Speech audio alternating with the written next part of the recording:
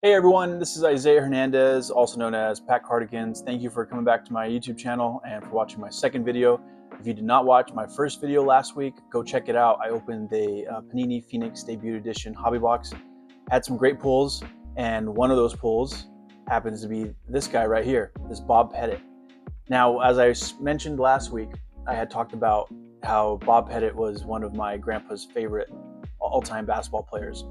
And so much so that I had actually opened the pack and I texted over to him and I said, "Hey, look what I pulled. I pulled one of your all-time favorites." And he had such a funny message back, and he was just like, that is my all-time favorite. One year he played with a broken arm and a cast and averaged over 25 points a game, and I think around 13 or 14 rebounds. But everybody said it wasn't fair because he hit him in the back of the head with a cast when he went to a rebound. That was the old days. So it's really cool for a couple of reasons. One, because my grandpa is the main reason I got into basketball cards in general, like collecting, because his house was full of basketball cards. Like, you would walk into his office and you would find piles and piles and piles. And through the decades, he has always passed on his collection to the grandkids. Me and my cousins have a lot of his cards. I have binders full of his cards that he's given me through the years. And so I thought, as I started this YouTube channel, like, obviously he had a big influence on this. And so I thought it was really cool, and it was really fitting that on my first hobby box I pulled, a Bob Pettit card. This is my first one actually I've ever probably pulled from any pack openings that I've done through the years. And I thought it was awesome that I got this guy.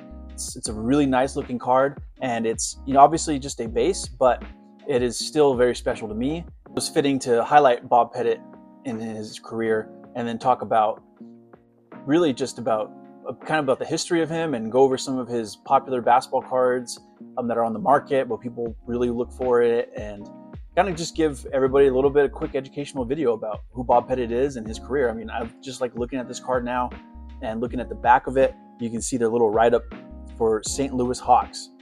It's remarkable that Pettit never led the league in rebounding. The Hall of Famer pulled down 16.2 boards per game over his career and posted an average of 17 or higher in 4 seasons.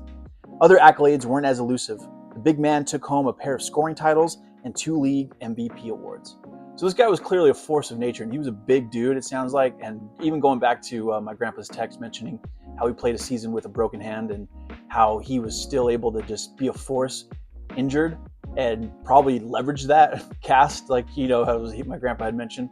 That was awesome. So what I want to do is I kind of want to dive a little bit further into Bob Pettit and some of his highlights, talk about his career, and then let's go over quickly some of his top NBA cards that are currently on the market.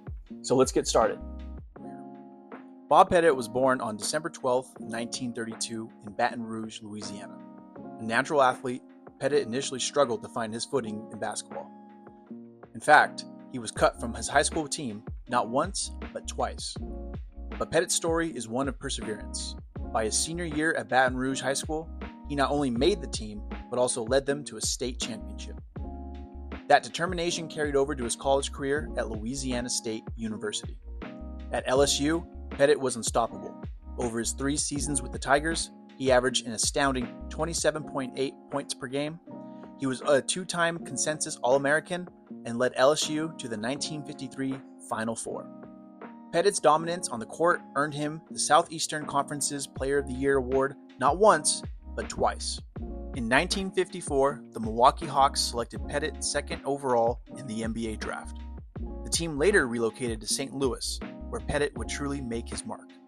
From the start, Pettit proved to be a force, winning Rookie of the Year honors in 1955 by averaging 20.4 points and 13.8 rebounds per game. But it wasn't just Pettit's stats that stood out. It was his playing style.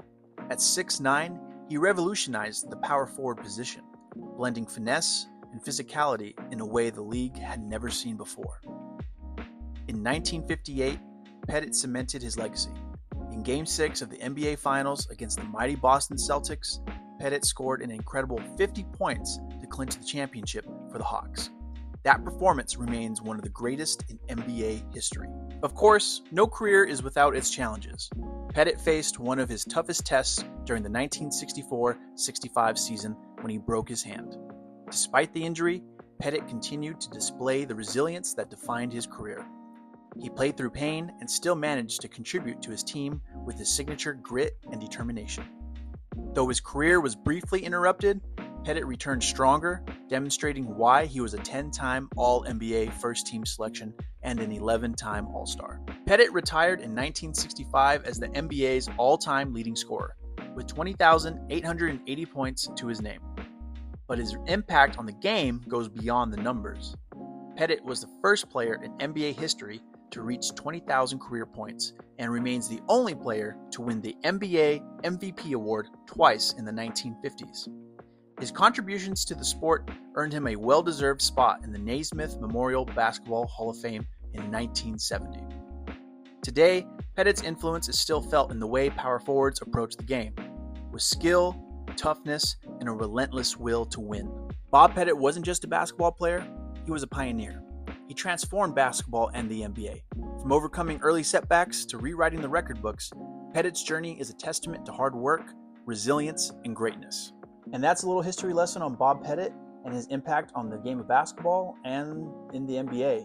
He transformed the power forward position, truly a special player, and he's still with us today. I think that's awesome as well, because a lot of these guys from the 50s and 60s, more often than not, are no longer with us. And so he's still here. And I thought for all NBA fans, it's a good little refresher to just kind of learn more about him. Let me know what you guys think. What do you guys think of Bob Pettit? What do you guys think of his cards? If there's any kind of your own story you have about him.